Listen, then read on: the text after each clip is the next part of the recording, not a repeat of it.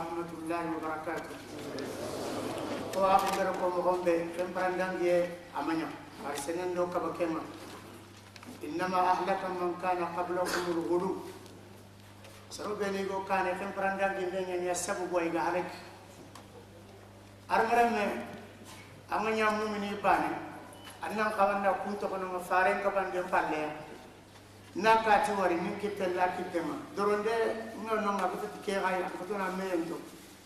wari bale lan ke sere na janna anga golinya ma sendon qarsinte nya jofe na allah farisenne nyi mbaka soro wala aji medina kindo wo yefani yegoni daga yimbe arme tambe wona dina qarse nya mulla kebe ga komini khana golinya te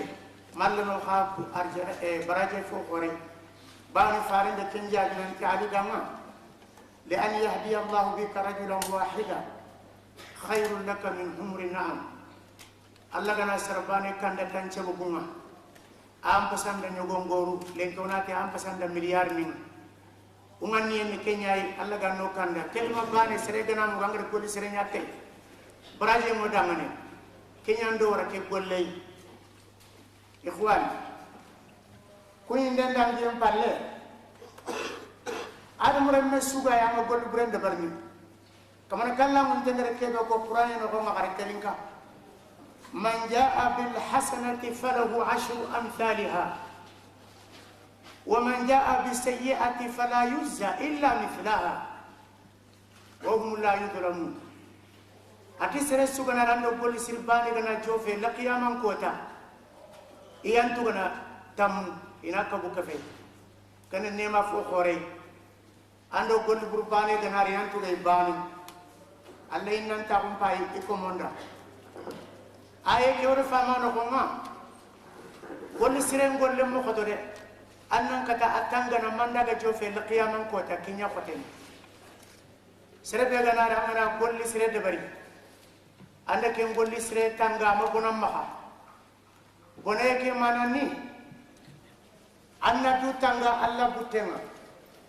agaran ka bakke ban alla to bakke agaran nyamar ke ban ka fillan yaranda bar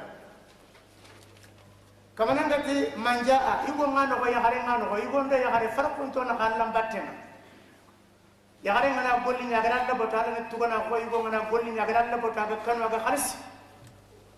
ana bane su tampi ngaken kinne yanka torene ikhwani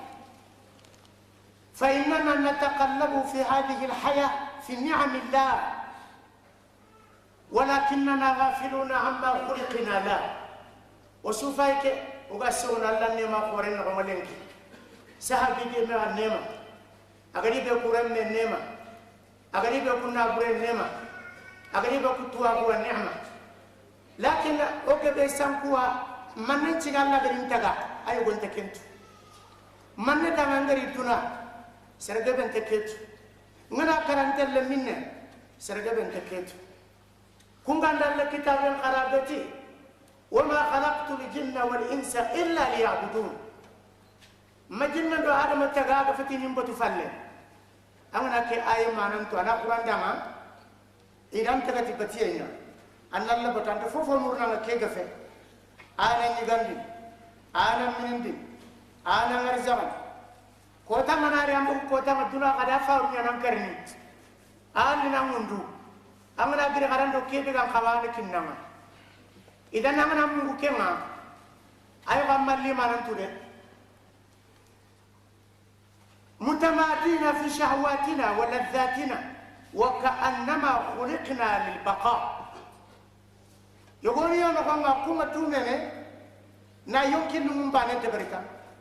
fo be galli yonkinda ayo wadang iken to dunaya inta kakalla ken khafu ma du tora lini karaya kanan ko ngare wi be nyaay mbedante ken kitana farande ken bangande nanti ummato no muy ngatandu me katita nyere serebe ga tandu me sinal lemme anan kawanna nyoku nyoto de agana dalla yimkini tammu to ko misino tammi agana fu me formane serebe ga tanna ka tan katin to menen farande ke bangal ni nda nan ngaklen to ko ma do warna duna batten duna dangira kanya amana karanga na bri kanu ku fili du bana mbebe gano datinte angana ro bani su bagura bakken ta ay bani la qiyamang dillem pa de duna kurumban taxadi sene begar neman kita bara tunkan juga warna nyoda ibe gana ro inde anda bara tampi arna tangay wala yatadhakkaru ahaduna akhiratahu wala yufakkiru fi nihayati o fayk yogonin ke simmene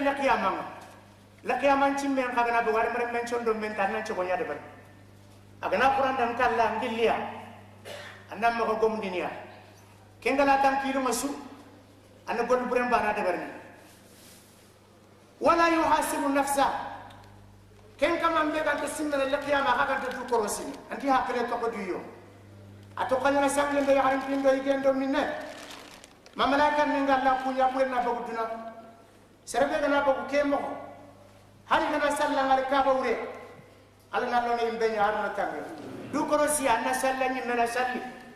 kati soronga salli nam ani mena dur ko tan no du tema kati soronga ndema ari mala kan no be gana resh ya gafar murni odam o be ganya ki ahen kam wodin tafaade wodin tasaade islam ko ki aga ko nyano dina hanta igalla nyagana allah na gafar mu'minin nda serebe gadan de man kana du tema ikum bay ko tasi du ngodanga an kana du tema duna granta ko kemma mutu ambre nda tele bok dunali انظروا أحدنا الآن لا يخرج من 4 أمور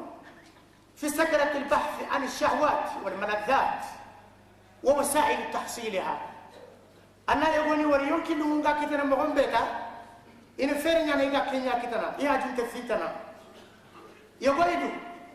في سكرة جمع المال والتفكير في طريق كسبه ولا يبالي أمن حلال له أم حرام يقول غير إن نبيت كذا إن يبان كذا أنا أرى ما يحلى إلى فكرة كيف ما بدأنا سير من تفكير نبي سامع كنا أنتم نعمل أمام مقبلا بين من تندي أنا كذا كم مقبلة أنا كذا بيرو مني كذا تقولي ماذا أنا أرى نبي يأخذ مقبل أسكني في سكن حب الشهرة والتطلع في الظهور بين الناس سورة الغيب تقويه الكلام الله سورة في كاتيان في التاسين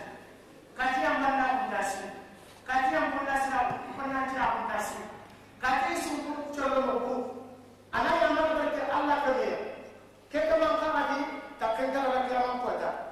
كتبنا يعني الشرك الأصغر سرون يرانا يقول لنا يتي غنا خلا يفونتو اغا سوندو موما توانو كوند بانغاندي